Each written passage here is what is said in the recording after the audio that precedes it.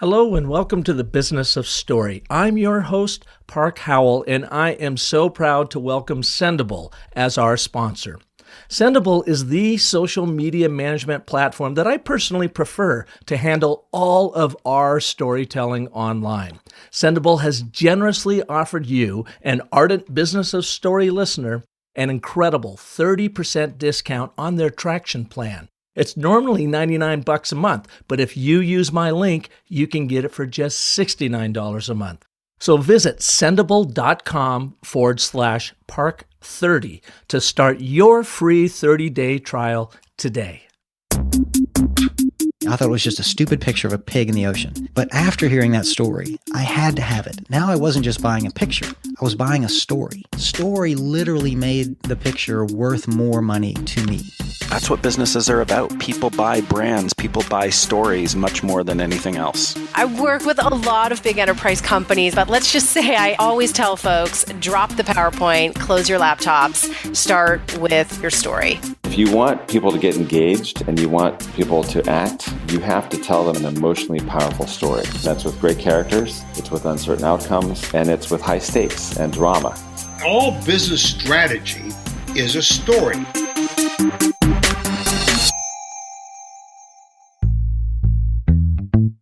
Well, hello there. Welcome back to the Business of Story. Park Howell here, and I'm glad you're here with me too. By the way, have you taken on our selfie challenge yet? What this is, again, I got this brilliant idea from Michael Stelzner. The thinking here is that I get a lot of notes from you all about how you're enjoying the Business of Story podcast and where you listen to it. So I want to put some testing into this, and I want you to take a selfie the next time, or even right now as you're listening to the show with your earbuds in or however you're listening to it. And the more unusual the setting, the better. Take that selfie, put it up on your channel of choice, Instagram, Twitter, Facebook, LinkedIn, wherever. I'm not on Snapchat, so you hit those other ones. I guess I'm too old for Snapchat, not sure. And use the hashtag Business of Story Podcast. Hashtag Business of Story Podcast. What I'm going to do is go through it every week, and I'm going to select 3 winners, 3 of my favorite photos, and you're going to get a chance, if you are selected, to win a DIY interactive PDF of my notebook. And this is the notebook that's been so powerful. It's really a workbook to help you build your purpose-driven brand story using the story cycle system. Sell it for $90 online. You will get it for absolutely free. Or if you so choose, I will give you 50% off our brand new online course over at businessofstory.thinkific.com. And in this new course, I'm just so excited about it. We really do 2 things. Now, most courses just teach you maybe how to put your brand or story or strategy together, or there may be a course out there that'll teach you about storytelling and narrative frameworks. Well, my course does both. In each chapter of the 10-step story cycle system, not only will you be dialing in your brand story, but there are also lessons in each chapter that teaches you the 3 primal narrative frameworks that I use for everything. The and button, therefore, to create your foundation, your focus for your message. The 5 primal elements of a small story for big impact. I'm talking about how you can share a little short 1 minute or less anecdote using these 5 primal elements of story to hack through the noise and hook the hearts of your audiences. And then finally, of course, you're going to be learning the story cycle system that you can use for your long-form communication while you're using it to dial in your brand story. So check it out over at businessofstory.thinkific.com. If you don't choose to do the selfie, go ahead and download the course and get after it right now. But if you put that selfie up there, I'll keep an eye out for hashtag Business of Story Podcast. And who knows, you just may be a winner. Now, on today's show, I met our guest about 5 years ago, Michael Gass, the famous, legendary biz dev guy for the ad world, was throwing his Fuel Line conference in Nashville 5 years ago, and it was about the same time I was launching Business of Story. So I was really interested in meeting his attendees and listening to the speakers, and I met Jeff Fromm. Jeff Fromm is an interesting guy because Michael Gass had helped him to dial in the story for their focus for the agency he worked for. And Jeff, after writing his very first book, became the millennial marketer. the guy that everybody thought about at the time for marketing to millennials and Gen Z. His book was Marketing to Millennials. I got it when I was at the conference and I just loved it. It offered so much insight. But since then, he's co-authored 3 more books: Millennials with Kids and How Do You Talk to Them?, Marketing to Gen Z, and his latest book, and the reason why he's here today, is called The Purpose Advantage. And of course, I'm a huge believer in the purpose-driven brand. And this book that Jeff Fromm has come out with helps you understand how to think about and start molding and shaping your purpose-driven brand. And of course, you're going to want to use the story cycle system to bring it together and teach you how to clearly and compellingly communicate that story to the world. Jeff is the president of FutureCast, a forward-thinking trends consultancy and a partner at Barkley Ad Agency, which is really a creative idea company. Now, while others may talk about trends, Jeff and his partners merge such insights to create marketing and innovation best practices. These applications are the basis of Jeff's presentation, which he actually makes around the world. And he's got years of brand marketing consulting experience, and he's pretty doggone funny, too. He's got some terrific stories in this episode to help make his points. So enjoy today's show. I'd like you to welcome Jeff Fromm to the Business of Story. And what the heck? Let's get after it. Jeff, welcome to the show. Well, thanks for having me. Yeah, you and I got a chance to meet through our good friend Michael Gass. Gosh, I think it was in Nashville. I know it was in Nashville, and I think it was about 2015 at an ad agency conference he put on there. And you know, Michael, he's helped you guys a great deal as he's helped me. He is just a positioning guru when it comes to design, advertising, public relations, communications firms. So I'm glad he's made our contact, and now it's come full circle to have you here on the Business of Story. Yeah, he's a mentor, a friend. He was probably frustrated by me, his worst student at one point, probably in 2008. Now that I've gotten 4 books out and managed to get my act together, I think he's no longer frustrated by me. Well, and I think maybe that's a great place to start today, because he's had a tremendous impact on the focus of my work in the Business of Story. Can you tell our listeners a little bit about your backstory and how he helps you get focused to what you are doing today? Sure. It's a great segue. So I took on a new role at Barkley in early 2010. And that's a Kansas City ad agency, right? Yes. Barkley's headquartered in Kansas City, and then we have offices in New York, Boulder, and Pittsburgh. But at the time, we didn't have that big of a footprint. And I was part of the Bad Penny Club, so I'd left Barkley around 2005, and I started my own consulting firm, and it grew quickly, and I sold it and took an equity interest in another firm, and I was there for a couple of years. And long story short, came back to be head of sales at Barkley, and I told our CEO that I was really excited, but I didn't really want to make sales calls, and he kind of looked at me like, And I said, but don't worry, I'm going to be famous for something, and people will call us as a result of that. And then he gave me another look. And again, this is sort of early 2010, and so I said, well, we're going to get really, really good at content marketing. We're going to develop gravitas on a topic, and people will call us, and life will be good. And he just looked at me like, you are nuts, but hey, a lot of your comp is commission-based, so whatever. And so I spent a good couple months doing research on a topic that would be valuable to clients and prospects in the future. And the topic came to me from another colleague who made a comment in one of our conversations about millennials. And I studied Google, and I basically found that nobody had done a research study on millennials as consumers. So I searched Google and I got gobbledygook, and that to me was the best possible finding. That means it hadn't really been done. So then I went to a couple of people at different places, including Forrester, and I said, well, either I found something that's irrelevant or got something that could be really great, and no one's done it yet. So a senior guy named Josh Burnoff at Forrester at the time had written a book called Groundswell, and he said, Jeff, I think you found gold in California before the rest of the world. So the long version of the story is I called a woman who was the head of research at the Boston Consulting Group, a friend of a friend of a friend. I said, my name's Jeff. You don't know me. I want to study millennials as consumers. No one's done it yet. Pew hasn't done it. No one's done it. There's not a public study. Would you consider doing this with me? And by the way, I need someone to pay for half my study. She said, Jeff, thank you. I just want to recap because you're a friend of mine. You're asking me to pay for half your study. Is that correct? And I was like, yeah, that's correct. She said, well, I'm going to consider your request, but I want you to know the Boston Consulting Group is not in the business of paying for other people's studies. I said, I can appreciate that, but just think about it. And she said, I'll call you back, which is code for you will never hear from me again. So I had to warn my friend, she's probably going to yell at you. Anyway, she did call me back about 2 weeks later, and she said, Jeff, we do tend to agree with your analysis. You found gold in California. We will give you half of the money for your study. I am now personally going to work on this project with a team of people that will not be charging you for their time, and we look forward to working on this together. At which point I'm like, holy cow, this didn't really happen, right? And what was in it for them? Be one of the first to markets as far as a consulting group or a research group to really understand millennials?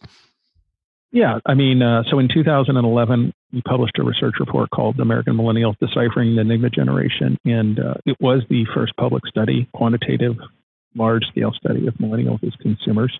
They certainly got more from it than we did because they have a bigger footprint. We got our fair share. We don't really compete with BCG in any meaningful way. We do a lot of consulting work, but our projects tend to be under $1 million consulting projects, and many of theirs tend to be significantly larger, as you can appreciate. Mm-hmm. So we formed a partnership on the research. We worked on it together. We published quite a few things together. And then ultimately we went our separate ways as friends. Basically the project was over. One thing led to another for me, and I wrote a book in 2012 that came out in 2013 called Marketing to Millennials, and that really changed quite a few things for Barclay and for me personally. And, did Barclay have BCG to kept doing all that? Did Barclay have to change what they were already doing in the marketplace and in the advertising world to focus specifically on millennials, or did it just grow as another offering? I would say it was evolving at the time we were doing the work, but we were not, as an agency, focused strictly on millennials, nor are we today focused strictly on millennials. That was just a really good way for us to create value for clients and prospects on a topic that was emergingly important for which they had a lack of information. Mm-hmm. And so first research study on marketing to millennials in a research partnership with BCG, first conference in 2011 on millennial consumers in San Francisco. Strangely enough, of course, we planned to lose a little bit of money starting a new conference. We sold the conference out and made a small profit by accident. And then the book in 2012, which came out in 2013, but took 2012 to get done. And then all of a sudden I started getting asked to speak at events. At this point, I'm in my mid-40s. I've never spoken at an event before. That's not what I really do. I consult with companies, and I went to an event and I spoke, and people are handing me their cards saying, will you consult with us? Will you speak at my event? And I'm like, well, I don't know, I guess. Let me take your card back and let's have a phone call. I don't know. This isn't what I really do. And boom, all of a sudden, speaking at 30 to 50 events a year. And then we started getting a lot of requests from all over the world based on Google and whatnot. People were asking us to work on projects. And then, of course, the pressure to write more books and whatnot. So between 2013 and last year, I wrote 3 additional books, 4 in total. All are research-based books. And Barclay has a pretty good-sized team at this point of people who study trends and then apply that to the work we do, connecting modern consumers to whole brand thinking clients. And so there's practice groups and whatnot. Now that's a 9-year cycle of growth, right? Right, but you had been in the business, you sold your consulting firm, you went to work over at Barclays, helping them. You didn't want to be the sales guy out front and cold calling. So again, Michael Gass and his Fuel Lines approach, I guess, had a big impact on you getting super focused. And was it he or you that decided to go down this millennial route, which then has spawned into so many other things? I decided that based on input from several people, but it started with a colleague of mine named Brad Hanna made a half serious, half joking comment to me about millennials. Nobody's looked at millennials yet. And we were looking at a lot of topics in 2010. So I wrote it on my list of paper and started looking at that along with quite a few others, to be honest. And then vetted it in a way where I was trying to look at things. I created a Venn diagram. I don't have it today, but it would have looked like what hasn't been done that's going to be important, a series of circles, what hasn't been done yet, it's going to be more important in the future than it is today, and there's a gap in knowledge on the topic. And I knew our clients had a gap, so I assumed since our clients have a gap, our prospects have a gap. And then the folks at BCG basically confirmed it by saying, we'll pay for half your study. Mm-hmm. It was a pretty expensive study, to be honest. Quite a bit of money went into the study because it was large scale sample, and it was done in a way to map to the U.S. Census. So it wasn't just, let's just get a couple thousand people to answer these questions. It was a panel study. It was very rigorous, probably one of the biggest projects I've ever worked on of that kind, but not a bad thing. It meant that when we went in to call on folks, it was like, wow, you can compare this across generations, and it can map to people's religion or age or income or anything. Yes, and it was like, yeah. And we had the data sets all cross-tabbed, and also it was like, wow.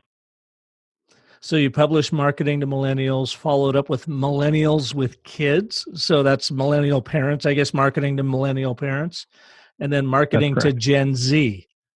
Yeah, and then The Purpose Advantage, which is about purpose and sustainability, came out late last year. Yeah, and that's your most recent work. So how did your work, marketing to millennials and Gen Z, lead you into this concept around purpose, the Purpose Advantage and writing of the Purpose Advantage book? Sure. It's a good question. In the course of doing this work, obviously you have to be good at a couple of things, and I'm not good at very many. Nobody counts on me for project management or anything like that. But I'm good at paying attention to what I'm hearing, and young people kept talking about brands and how brands were important, and brands aligning to their values were even more important. And so in the course of doing some research, we saw that the topic of purpose and sustainability among younger consumers was a differentiator when all things are equal. If a brand has a design advantage or a price advantage or a flavor advantage, it's going to win. A lot of times there's convergence. And so there might be 2 or 3 really strong brands in a category that have the flavor or the design or the price point all figured out. And now the gap comes down to that. And purpose and sustainability was sort of an interesting spot. And having had now a chance to work on a couple books, I set out in January to have a book done in about 5 months, which is not a lot of time, to be perfectly candid. I started interviewing CEOs of a variety of different companies, and that was pretty easy since I have a column in Forbes. I was able to get a lot of CEOs to take my call. I said, worst case scenario is you're going to get a story in Forbes. Best case scenario is you get a story in Forbes and something in the book. Only one CEO wasn't real interested in the book. It was a pretty famous CEO. I was like, no problem. Still gave me the interview for Forbes and for me being able to sort of look at all the data. And what I found was internal culture and external culture are both going to matter at most of these companies. Like, you can't win outside if you're not winning inside. And then we codified the financial advantage of purpose and sustainability, and then laddered it to the UN Sustainable Development Goals in a workshop style book. Yeah, it's a great book. I mean, what I like about it is you can pick it up, easily flip through it. You have a lot of great examples, and then the worksheets in there seem to be really powerful, that you can really, in any organization, be able to sit down and use this as a guide to start conversations with your people to truly understand your origin story, your purpose, and that sort of thing. In your work with the millennial research, was there 1, 2, or 3 like really profound findings that pushed you in this direction? There were a couple different things. I don't know if it was just one, but first, millennials and Gen Z have been largely misunderstood. There's so many myths. Millennials are broke. Well, actually, they're the fastest growing group of people making $100,000 or more household income. Millennials are, never going to have kids. Actually, they're having 10,000 children a day. I mean, so there's a component of it like fact and myth. That was one thing. But when you dig deeper, what you find is millennials are very savvy, and they're day traders. They trade up to strong brands, and they trade away from sort of mid-level brands to private label. So you walk in a grocery store and you see premium brands in the same shopping cart, sort of private label, and it's like, why is that going on? Because they're ultimate day traders. They understand brand value. They quickly assess it. They move up for things that matter, and they move down on things that don't. So you could be 7th generation, the brand I highlighted in the book, and people are paying a 10% premium on shelf against the most well-known brand on the planet in the sleepiest category on the planet, in the orange bottle called Tide. Now, there aren't too many categories in the grocery store lower interest than laundry detergent. And consumers are taking a brand that is way less known and paying 10% more at shelf. What's going on there? So I think a lot of this is observational. The first several books were quantitative studies, but Purpose Advantage, after I got past all the CEO interviews and I did several dozen interviews, became observational. It's like, okay, here's what's going on.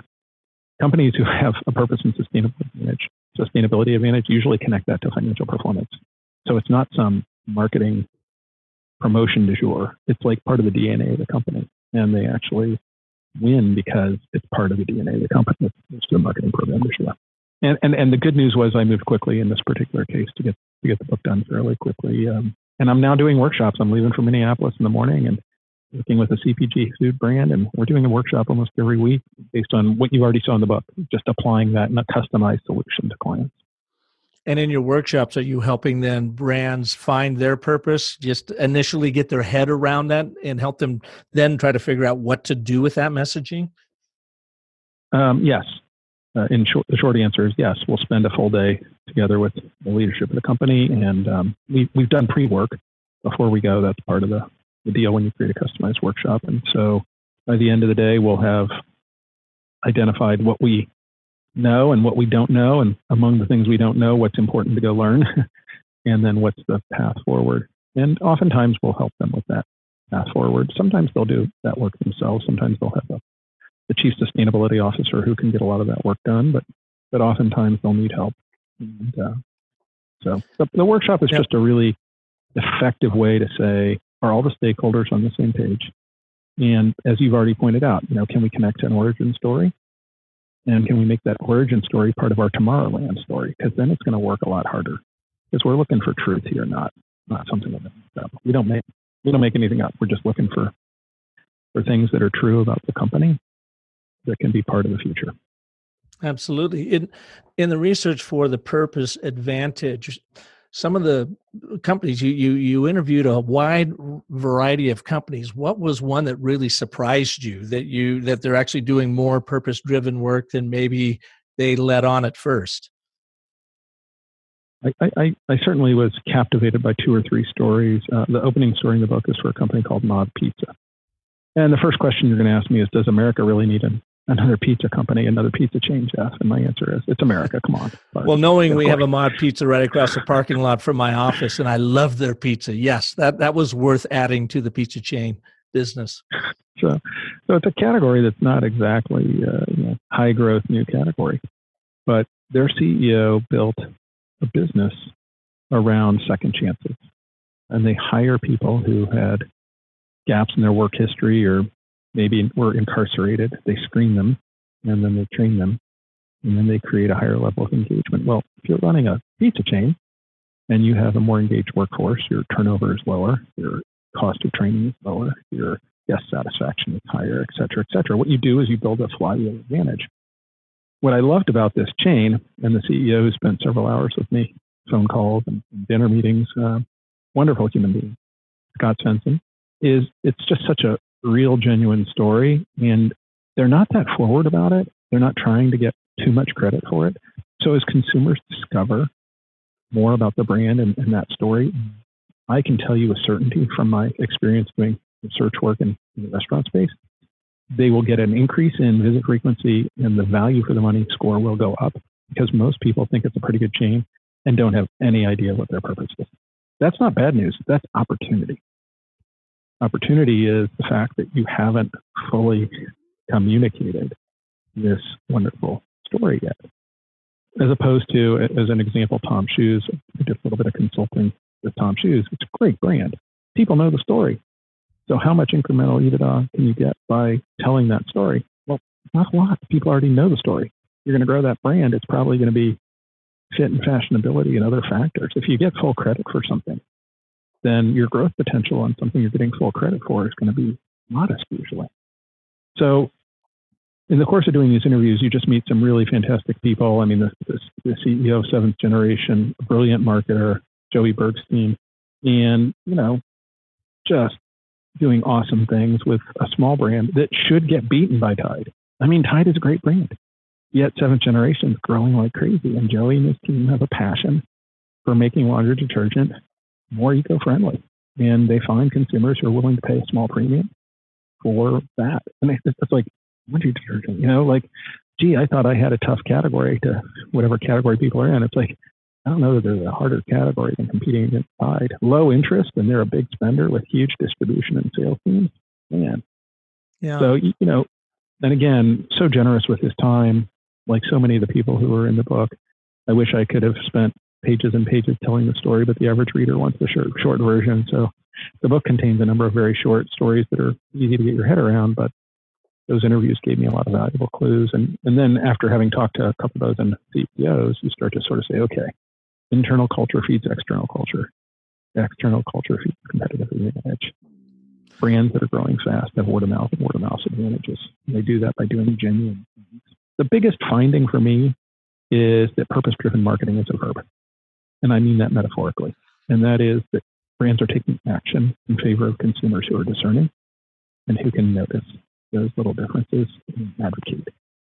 And the difference between the winners and the losers is usually really small. It's like a close basketball game or something. The winners just do a little more right, and they win by a couple points. And otherwise, it's very competitive in every category. There's not like, if you only do this one thing, you're going to win. Scott Svensson's advantage isn't the pepperoni he serves in his pizza. And I don't think seventh generation out-clean Tide. I don't think that's how it's going to play out. They have a better story based on their purpose. They do. And so they stand for more. Mm-hmm. They have a better story, and they make it easy for the consumer to participate in the story. Yeah. It's having the story, and it's allowing a window of participation for the consumer. Jeff, one of my favorite examples of that is REI when they did their Opt Outside campaign to get people to not shop on Black Friday the day after Thanksgiving.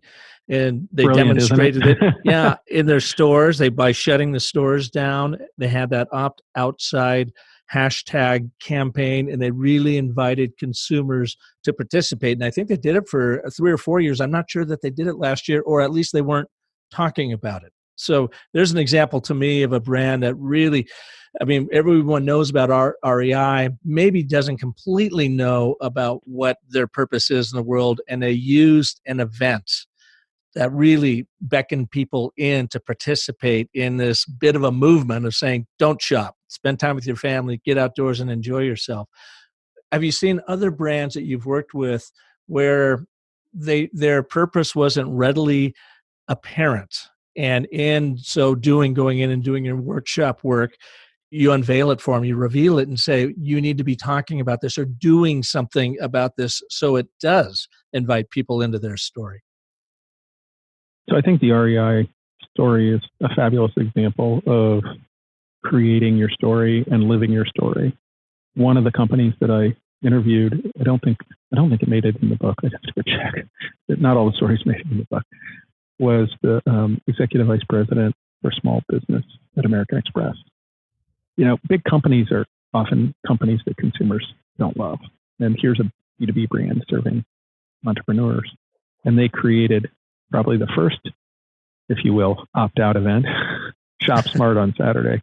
And I think REI was brilliant with theirs. But American Express, I think they've celebrated maybe 10 or maybe even more than 10 years of Small Business Saturday. That's a made-from event, but it's consistent with their brand's editorial authority. So I think the key thing that we look for when we're doing the workshops, and usually it takes some work and time, but it's there, is sort of what's true about your brand, what's part of your origin story, and then what's your brand's editorial authority. REI has great authority on that campaign, and American Express has great authority on small business.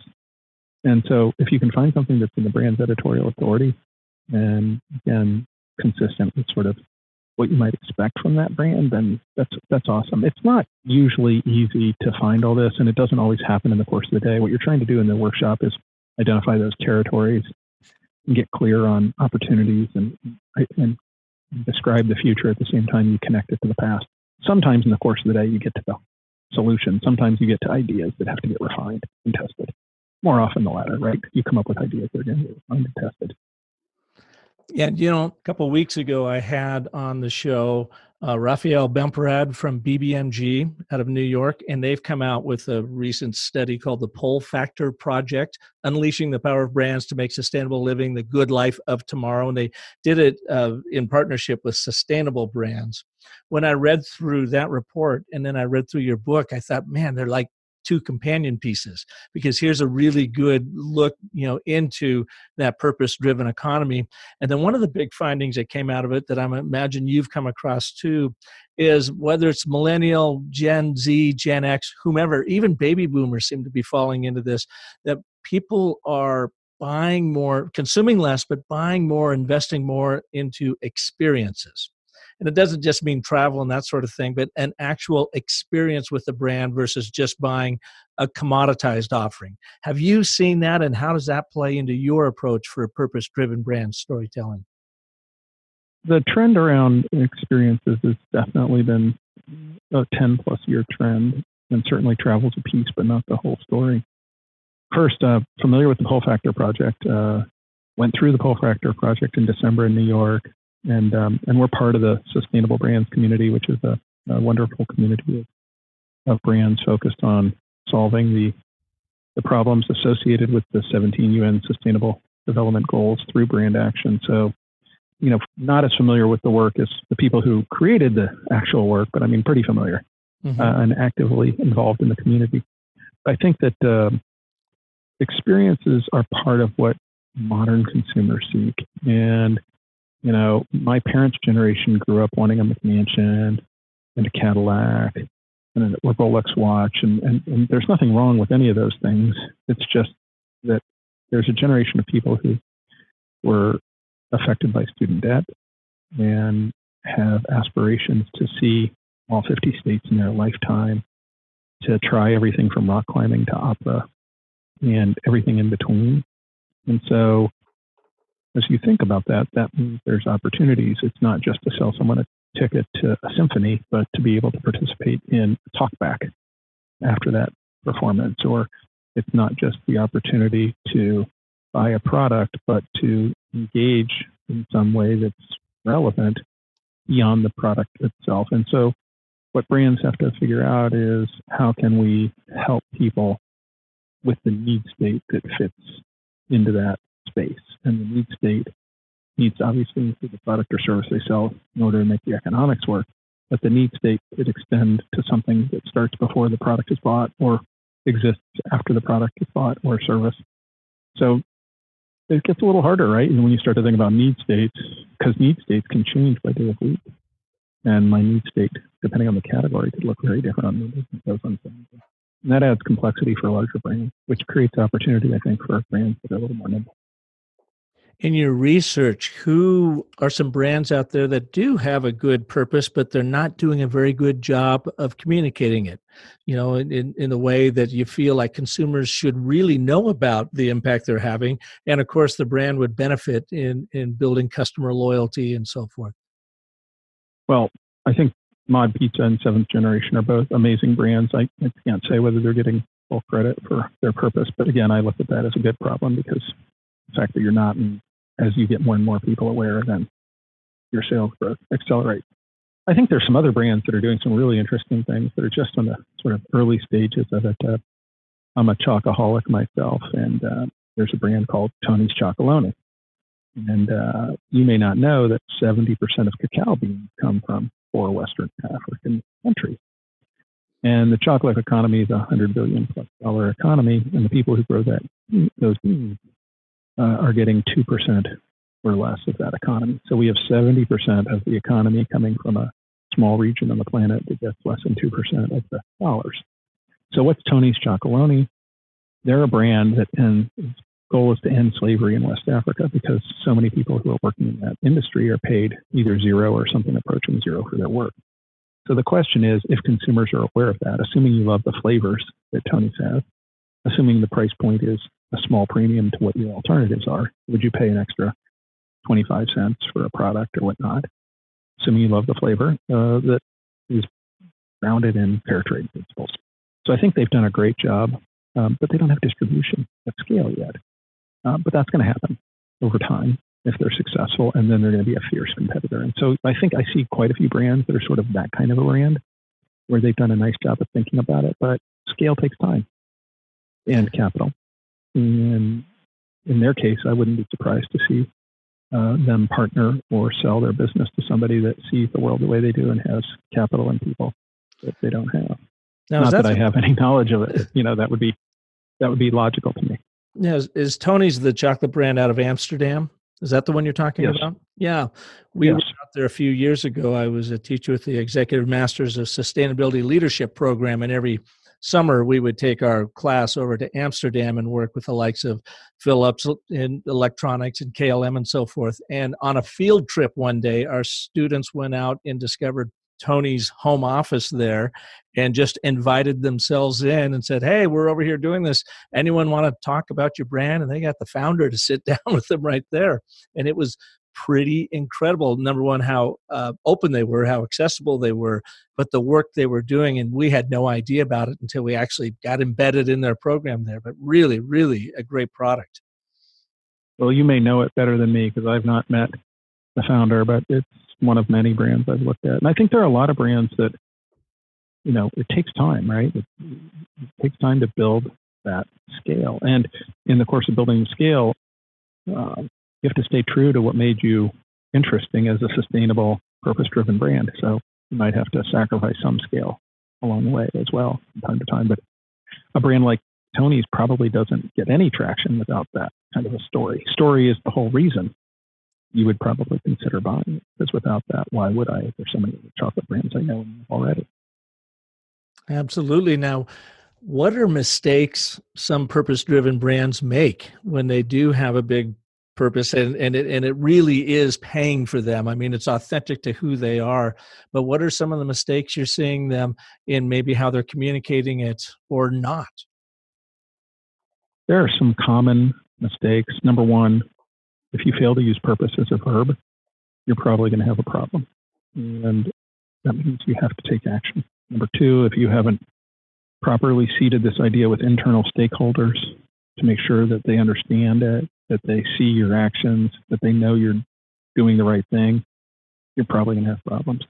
And so, we'll see brands that are great brands, fall into that trap. And last year at the Super Bowl, we saw Gillette take on toxic masculinity. It's a topic I've looked at in our research. It's an important topic.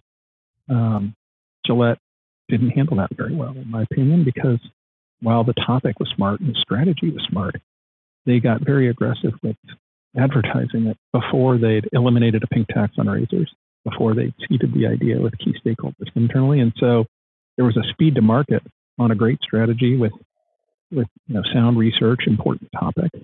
But you got to give it a little bit of time. You can't just move instantly. And so there's this backlash. And companies are often surprised when that happens. And it's usually fairly predictable. Did you use purpose as a verb? Did you make sure that your actions were visible to internal stakeholders consistently for some period of time before you went out to the marketplace? If you do those things, you're going to usually win. And we try to talk about that in the workshop, try to make sure people understand. You can have a lot of success with this as long as you don't outkick your punt team. You can't just immediately go to Bright without having brought everyone along. You have key stakeholders that have to understand it. And so I think there are companies that are like Walmart is doing amazing things from a sustainability standpoint that are pretty much invisible to 99% of the world. And guess what? It's okay. Because Walmart's sustainability initiatives are driving costs out of the business, which is part of their business strategy. And sooner or later, when they start to shine a bright light on it, and be like, wow, you guys are really good at that. I like that point that you're talking about of purpose as a verb. I was at a workshop last week at a panel discussion with a number of large brands in the room out here in Phoenix. And the topic was competing on sustainability, how to do a better job of communicating, our sustainability work. And what I found almost to the brand is while they were intentionally, they had great intentions about sustainability and what they wanted to do, they had not yet really enacted some of these causes and some of these movements that would underscore what they were about. And so my point to them is, I guess exactly what you're talking about here, is stop thinking about communication and start taking action. do something, demonstrate, where your heart and soul really is in this thing, and then document and share what you're doing with that. IKEA has done a beautiful job with that. They were trying to underscore climate change to their customers and what does it feel like. So they turned up one of their stores, the temperature in one of their stores by 4 degrees. And people came in and they started complaining, is the heat on? This is so uncomfortable. And then they unveiled within the store, this is what climate change feels like if it just increases by 4 degrees. And then, oh, by the way, here are some things that we're doing to help reduce our impact. And here are some things you can do as a consumer to help reduce your impact. And to me, I thought that was brilliant climate communication because they were actually doing something first. And then, as you had said earlier in the show, inviting consumers into that story to be active participants in it. So now the brand's not telling you what to do, but showing you how you can be a part of it. And isn't that really the crux of all great storytelling communications? Show, don't tell. I think that IKEA example is fabulous. I hadn't heard that particular example, but I've certainly looked at other things they've done and use IKEA in the workshop to sort of show best practices. They're very, very smart about thinking about their brand. I almost, as an aside, made the subtitle of the book using purpose as a verb. Instead, I put it in like a full page, bold type inside the book to just try to make the point to people. Don't forget this. I've used an entire page to make this statement, but it's such a big part of it. And then the other learning I had in the course of doing all those interviews is you just can't build an external culture without building the internal one first. Mm-hmm. And so if you don't have a culture of innovation and a culture of sustainability built in, and I mention innovation and sustainability in the same breath because I think oftentimes, not always, but oftentimes they sort of go together. You have to be willing to give up the equity you have in your old schema in order to move to the new one. Well, and think of the opportunity that is available in addressing climate change and sustainability. So often it's painted as a negative. It's painted as doing without. And oh my God, we have to completely rethink how we do things versus seeing what the real opportunity is in making that change and following that purpose. I want to ask you, because I think you make a really great point here, and I've seen it as well. You and I have been in the advertising, branding, marketing world for a while now. I'm a bit older than you, so I've seen even more of it. But have you seen this shift or are helping brands make this shift from don't first focus on your customer in this communication, but as you said earlier, focus on your internal stakeholders, get them on board, because they become your most active proponent for what you're doing. And of course, if you're advertising and marketing and they don't even know what you are doing internally, that they almost start calling BS on it and you lose the strength of your purpose because you haven't involved them. So have you seen this shift from speaking first internally to your people instead of always just pushing it out to the market to see what's going to happen? I think the best practice is generally to make sure that the internal stakeholder and employee engagement is done well. And we usually look for rituals as part of that. Are there either existing rituals or new rituals we can build as a way to make sure that's there? But in the workshop, what we say is, look, here are the 17 UN Sustainable Development Goals. Which one goal, or at most maybe 2 goals, are the right ones for you to focus in on that are sort of genuine to the brand? What does the world need? And then what is true about your brand from an operational standpoint? Like, what could, where can this live long term? And then after you sort of get through all that and you're sort of to the point where, okay, we want to focus on X, life above water, whatever it is, then you need to make sure, that you're creating communications and rituals to that internal audience. Because look, I don't know the CEO of Starbucks. I only know the woman who served me coffee today. And she seemed like a pretty awesome person, and ultimately their brand is reflected in that pretty awesome person. I sit on an advisory board for a Fortune 100 company here in the States, and we were looking about 6 months ago. They are doing some really fantastic things, but they just hadn't been talking about it and sharing it with the world. And so the whole point of this CSR board is to help them understand how to communicate this and do a better job of letting the world know what they're doing. And when they rolled out their comms plan, they had 6 core audiences. And at the bottom, the 6th audience was employees. And this is a huge, huge brand.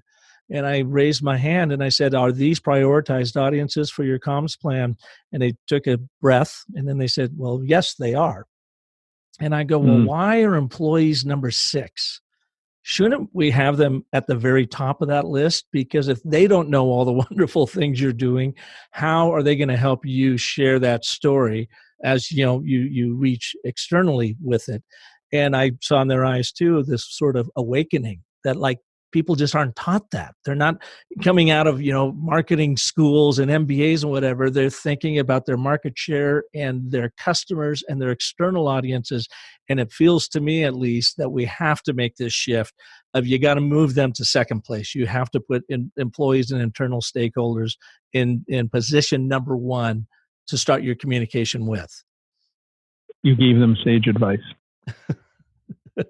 Well, I appreciate that. And I saw that in your book as well. But yeah, it's just so funny. And then the other day I was working with a company here and I actually had one of their marketers say, well, our employees, they work for us. So we'll just tell them anything and they'll buy into it. We really need to focus on our external markets. And I go, no, that's not going to work. We need to get them on board first. Jeff, what I'd like to do is take a quick break for our good friends over at Sendable. And when we come back, could you take us through 2 or 3 things that a listener could do following this podcast to get them to start thinking about how to craft and tell their purpose-driven brand story using some of the frameworks in your terrific book? So can we cover that right after this? Many of you have been following me in the business of story on social media for a while now, and I really appreciate it. And if you're not, I hope you will. We share valuable business storytelling tips to help your brand stand out among the awful noise out there. And we do it all thanks to Sendable, a social media management platform that helps over 3,000 digital agencies worldwide to work with their clients, breathe life into their brands, and get their stories heard on social media. What we like about Sendable is they make it super easy to manage your content and your stories online. They allow you to source content from clients and collaborate closely with them to create a social media strategy built on true and proven storytelling principles. You can reliably plan and schedule content to be automatically published to Facebook, Instagram, Twitter, LinkedIn, Pinterest, and more. And you can demonstrate the impact that this content has had on your audience growth and conversion by reaching out through their in-depth reporting and analytics.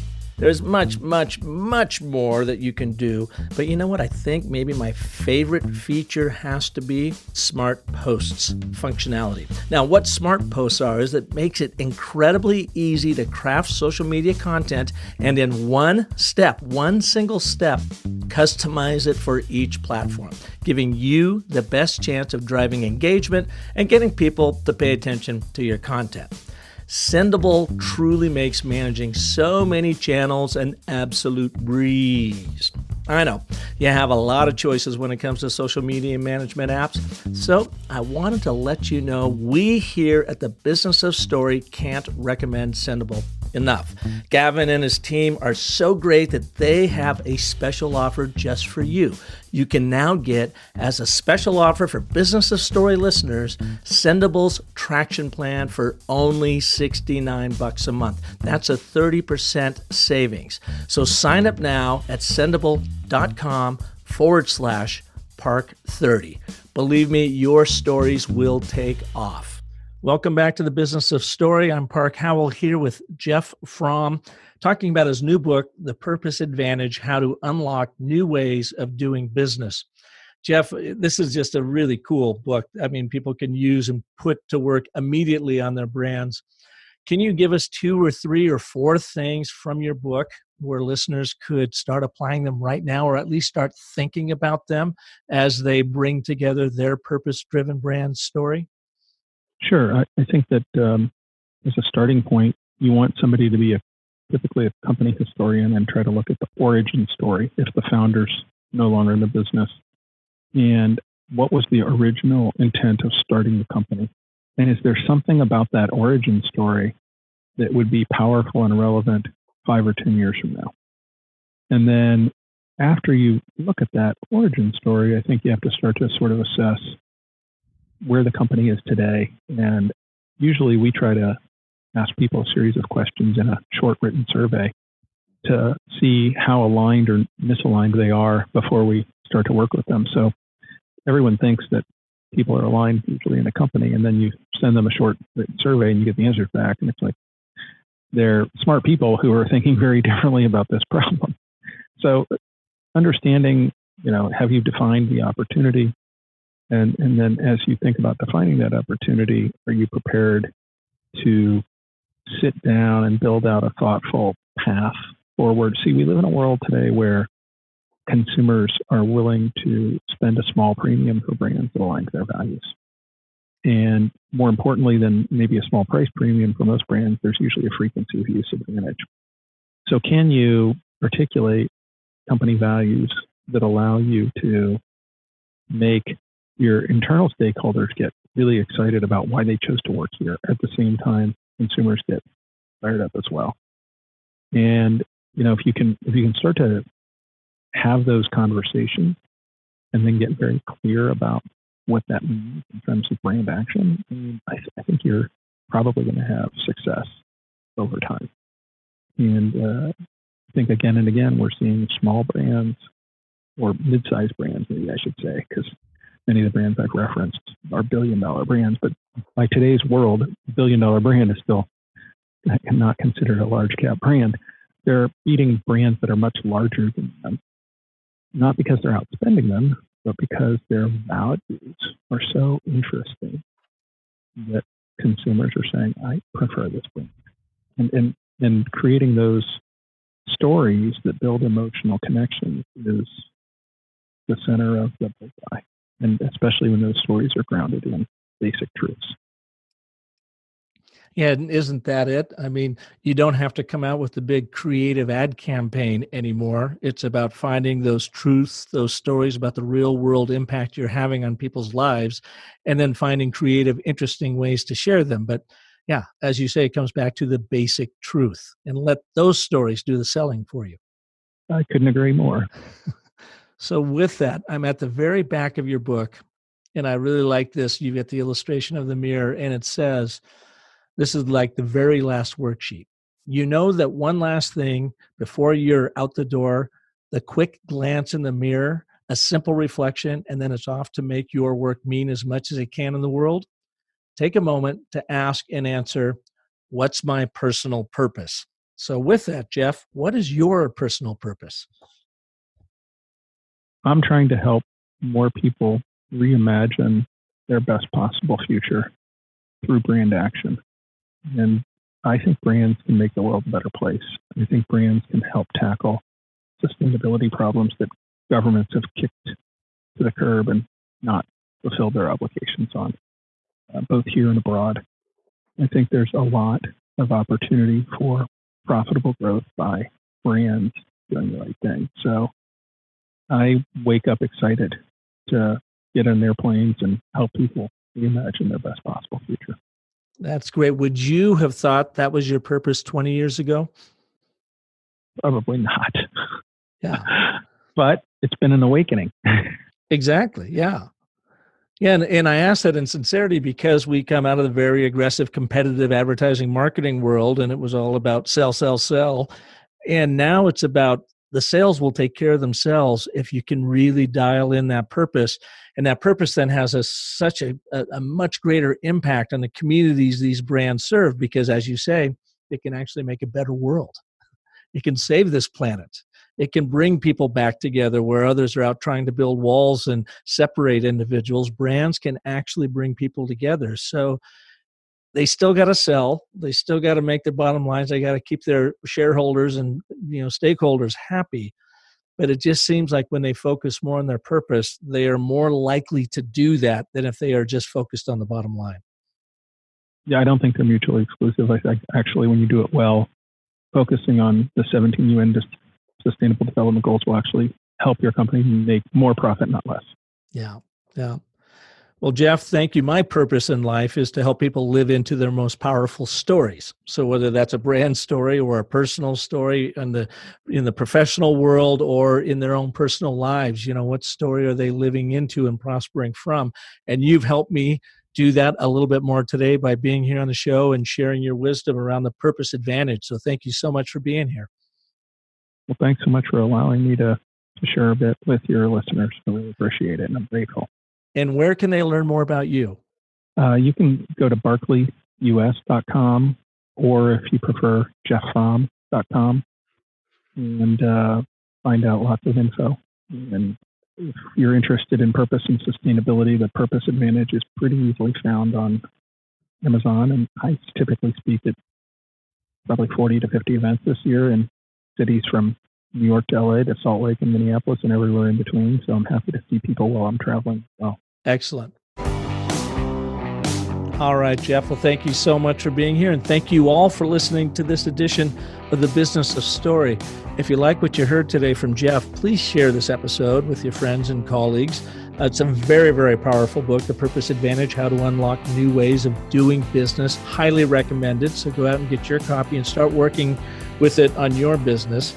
And Jeff Fromm, by the way, he's got a personal website. It's Jeff Fromm, FROMM.com. So you can learn more about him and book him as a speaker down the road. And of course, if I can be of service to you, track me down here at Business of Story. And if I can really help you get your story out there, I want to send you over to Sendable. They've got their traction plan that you can now save 30% on just by going to sendable.com/park30. And until next week, when we will have another incredible story artist here like Jeff, I want you to remember that the most potent story you will ever tell is the story you tell yourself. So make it a great one. And thanks so much for listening.